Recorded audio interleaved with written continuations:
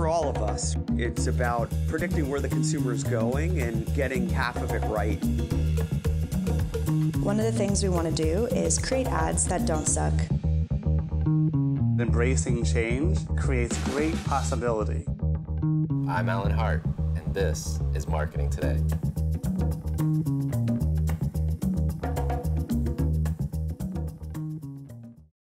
Well, nice to meet you, Veronica. Why don't we start with just give me your name, your title, and your role. I'm Veronica Parker-Hahn. I'm the Vice President of Marketing at Oscar Insurance. And basically that means I oversee all of our marketing and consumer outreach efforts. And you just won an Effie for bringing humility to health insurance. Tell me a little bit about the inspiration behind that campaign. The inspiration is the company. So Oscar is about 3 years old. We are a startup based out of New York. And basically the company was built to kind of change the health insurance industry. So it's an industry that's pretty inhuman. They don't really focus on the individual. It's hard to navigate. And our founders saw an opportunity to create a company that really focused on the individual and brought simplicity and transparency and a big component of humanity to the healthcare experience. And so that's part of the ethos of the company, and that ethos drove the marketing campaign. So we wanted to be friendly and approachable and human and bring out the personality of the company that had been developing. And I think we accomplished that throughout the campaign. That's a big endeavor to do a startup insurance company. Yeah, it's pretty crazy. What's the team like that you work with on a day-to-day basis? Some of the smartest people I have ever worked with across the board. When I joined the company, we were 23 people, and now we're at probably somewhere over 200. So we're rapidly growing, but it's a group of people who are really passionate about what we're doing, are really innovative, creative, and really thoughtful about the consumer and the individuals we're helping. So it's a great space to work in. So you've got a great product to market, the company itself. Yeah. Is there any research or tools or insights that you're trying to capture to drive your marketing effort? Absolutely. Well, at the heart of everything we do as a company is the individual. So as a company, we don't offer group insurance. We don't work with big companies. We really are offering insurance to individual people and their families. So we're on the healthcare exchange here in New York and New Jersey, and then we're available outside of that as well. So thinking about who we're insuring down to the every single person drives the product, drives what we're building, drives our plans. And from a marketing research perspective, we did a lot of work to understand what the uninsured population looked like with the implementation of these healthcare exchanges. Who are we speaking to? Where do they live? What are their passion points? How do they perceive the health insurance industry? And how can we, stand out and change their minds when it comes to working with Oscar? So it really is about like everyday people influencing what we do. So Oscar's got a unique position in the marketplace, or a voice, if you will. Where'd that come from? Was that something developed over time, or was it always there? I think it was always there. Even when I was kind of like interviewing with the company, and there were 10 people at the company, that brand personality, that brand persona, it's inspired by the people who built the company, truthfully. People who wanted to change an industry that confused even them at the start. And so kind of this concept of going against the status quo for the benefit of people was always there. I always picked up on that. And then it came to this idea of okay, well, how far do you push it? Do you really say that with attitude? Do you say it in a loving way? Do you say it in a friendly way? Probably my personal preferences as a marketer influenced a lot of that. But there's so much sappy advertising out there when it comes to healthcare companies, and rightfully so. It really impacts your life. But we had a story to tell. We wanted to talk about why we were entering this industry. And what we were trying to do, and launching a campaign in New York for New Yorkers gave us a ton more freedom to have, attitude in what we were saying and how we were saying it. So it's a very unique voice. How did you make sure that customers, especially coming from another insurance company, how did you make sure that they could trust you? We listened to them. I can't say that we went out and tested, any of our original messaging, because we didn't, given the time, but also just given how strongly we felt about the campaign. But we interact with our members on a regular basis, through our customer service team, through our healthcare guides, and so hearing from them what they liked, what was important to them, and we still do that. That's a key component of what we do. But then also realizing we're consumers too. And, we're not coming from this space of never ever buying health insurance before. We've been there. And so the frustrations and the experience of buying healthcare and how hard that is, they were infused into the campaign. So we were coming at it from a consumer perspective as well. So making marketing decisions are a lot of times hard, and especially I would imagine in a startup where there's probably some fairly passionate leader driving the company in certain directions. Do you lean on anything to help guide those decisions or to convince the folks which direction you need to go? Well, when I started at the company, I started in July of 2013. We launched our first round of marketing in October of 2013. And at the time, the marketing team was a department of one, and we relied on external agencies to help round out that team. So there was a need to just get going. So there was a need for expediency and just understanding that we were all in it together. Thankfully, we had a strong strategy to start, and so that led to making decisions in a quick and easy way when we first started. So that was easy, but just also understanding what the company was really standing for, the ethos of the company, understanding the passion of the people behind it, myself included, and infusing that in the marketing made the process quite fun. I mean, it was definitely challenging because we were, basically building the plane while flying it at the same time. But, all the decisions had to happen quickly because we had a deadline. So everyone came together in a really collaborative way to make it happen. Were there any gaps or kind of leaps of faith in your understanding of what you needed to do? Yeah, absolutely. Gosh, where do I start? Because we were a startup, because we were a tech startup, so there's there's great technology behind everything we do. Some of our leadership comes from the tech world, so we were coming at it from that angle. And that's a space that traditionally hasn't worked with some of the standard marketing platforms that we use today. We ended up testing the use of out-of-home and being on the subways here in New York. Traditional, digital advertising. We even tested radio. And a lot of those platforms just aren't platforms that are natural to the tech space. So getting the team to agree to test those platforms was a huge leap of faith. And if anyone knows Oscar, they know that we've even gone further into that world. But it was important to get in front of the consumers. It was important to tell our story and make sure that people really internalized it. And so some of those platforms that were unfamiliar to folks internally ended up working well for us. Okay. Yeah. Any advice for folks that might be in your similar position trying to make that convincing argument? You have to back it up with data. But you also have to have the trust of your team that you're going to test this, learn from it, and optimize moving forward. And that's what got me through. We're going to put a stake in the ground to start, but that doesn't mean that we're stuck with it throughout the entire campaign. And one of the things that we do, if not on a daily basis, on a weekly basis, when we're marketing, is constantly studying how things are performing, optimizing that across the board, and then continuing to do that moving forward. So I think people trusted the idea of being able to test and learn as we went throughout the campaign. So winning an Effie is about marketing effectiveness. How do you define effectiveness in marketing?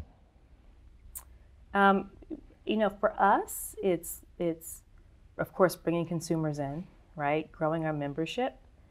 but also ensuring that what we're saying from a marketing perspective ties back to what we're actually doing as a company.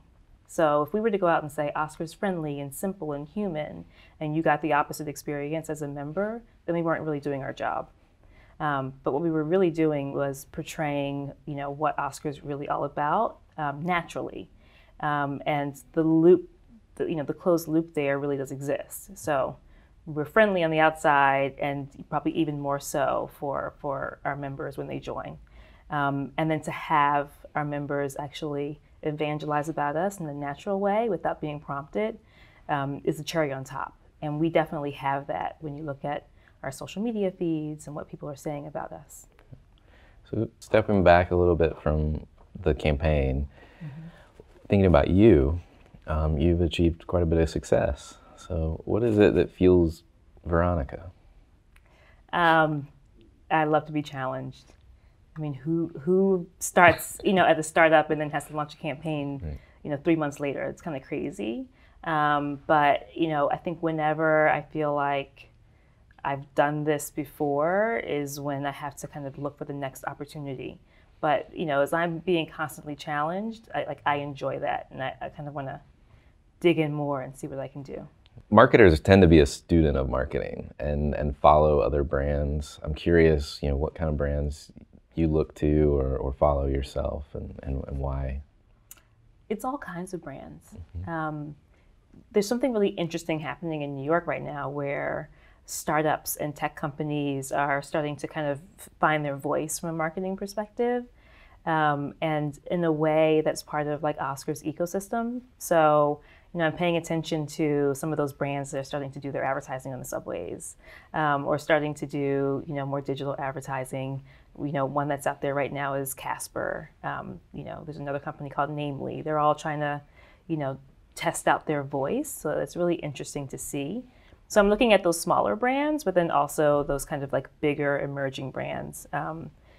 Beats is really interesting, especially with the last World Cup and them kind of trying to take over this space of sports and entertainment, and just trying to see how they're going to evolve and solidify that persona over time is really cool. And then I'm also looking at like the bigger, like older established companies, because a company like GE has been around for forever, and continues to innovate in their marketing. So it's not just about like the newbie that just comes up and is trying something different and flashy, but it's looking at the variety of brands in different life stages, just to understand what they're doing and learn from that. So you talked about learning from those other brands. What is it about learning that is important to you? Because I don't know everything. Right? So like I have to constantly be looking at what's happening in the world. And it's not just the marketing world. It's like paying attention to what's happening in pop culture, paying attention to what's happening, on the street around you. Like if I just look inward to what I like and what I think, then I'm missing a whole opportunity out there. So, as a marketer, you have to be connected to the world around you. And I really, work hard to try to do that and make time for that. It's easy to get focused on just your job and what you have to deliver, but you have to understand kind of the people you're impacting with your product as well. What do you think is the most important marketing trend today?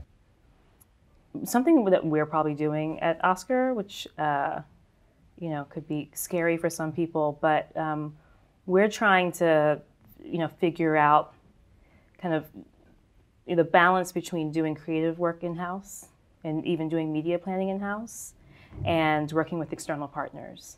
And something that we've started to do is kind of, instead of having, like a main agency for everything we do, working with best-in-class partners on a variety of platforms.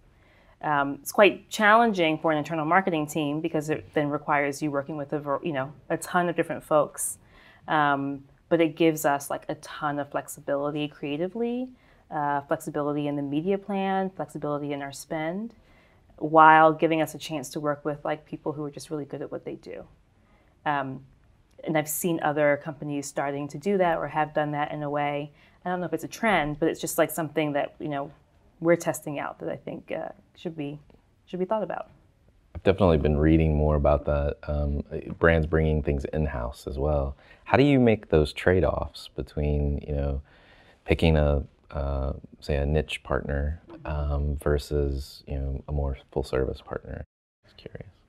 For us, there's such rapid growth, but there are many of us who have been there just from the beginning, and we know the company so well. We're living and breathing it and building it, and it can be hard to bring someone in from the outside and then have them quickly really get that. I mean, there are companies that have done that, and we've worked with some, amazing partners who really do get that clearly.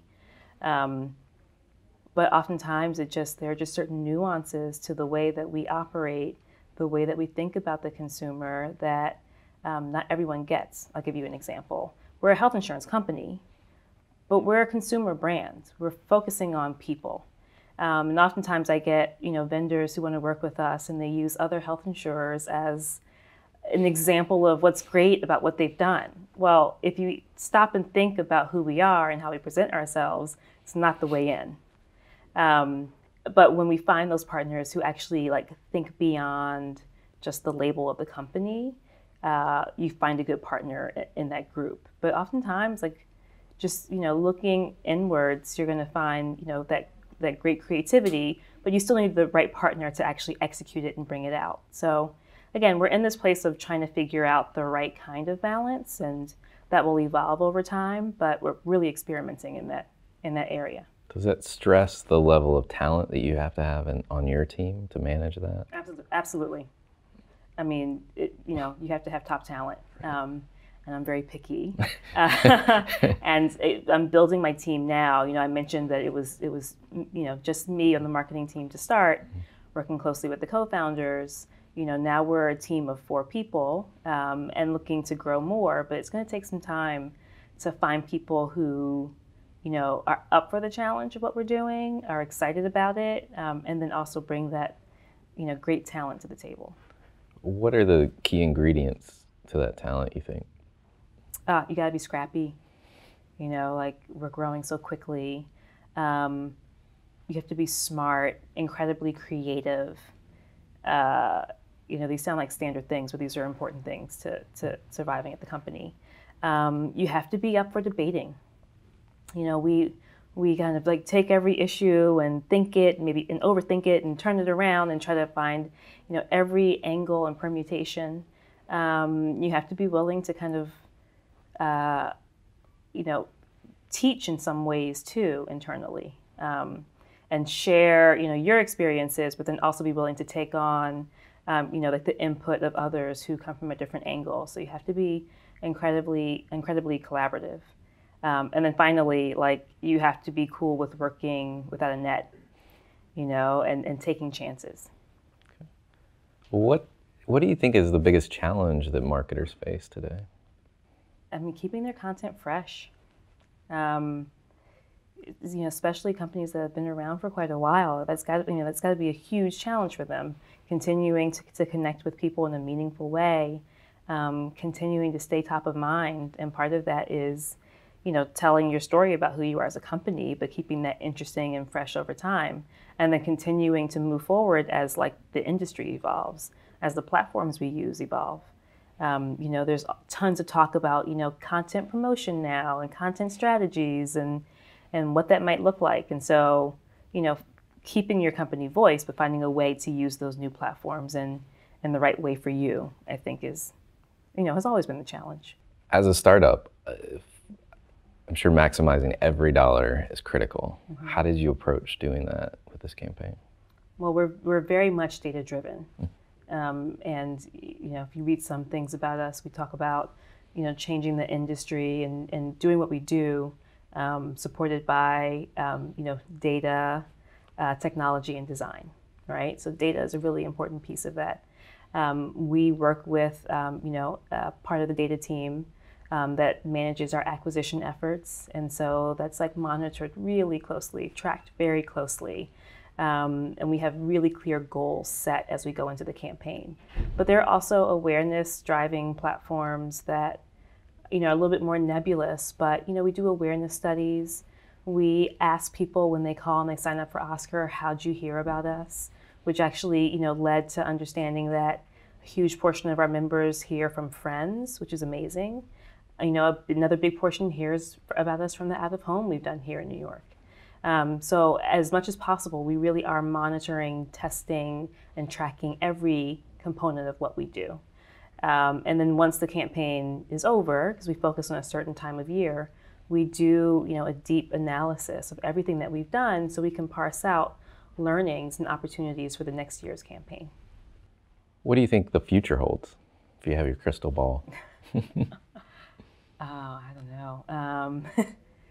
I think the future holds, a lot of, not a lot, but probably more companies trying to do what Oscar does, which is, take young talent, take the talent that's made that could make the next cool app and use it to actually change industries.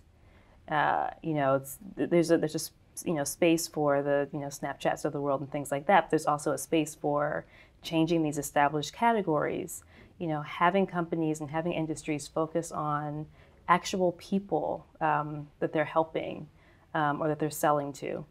And I think that it'll be interesting to see kind of what else happens in the healthcare space, what might happen in the financial space, but these big behemoth industries being changed by small companies that are trying to do things differently.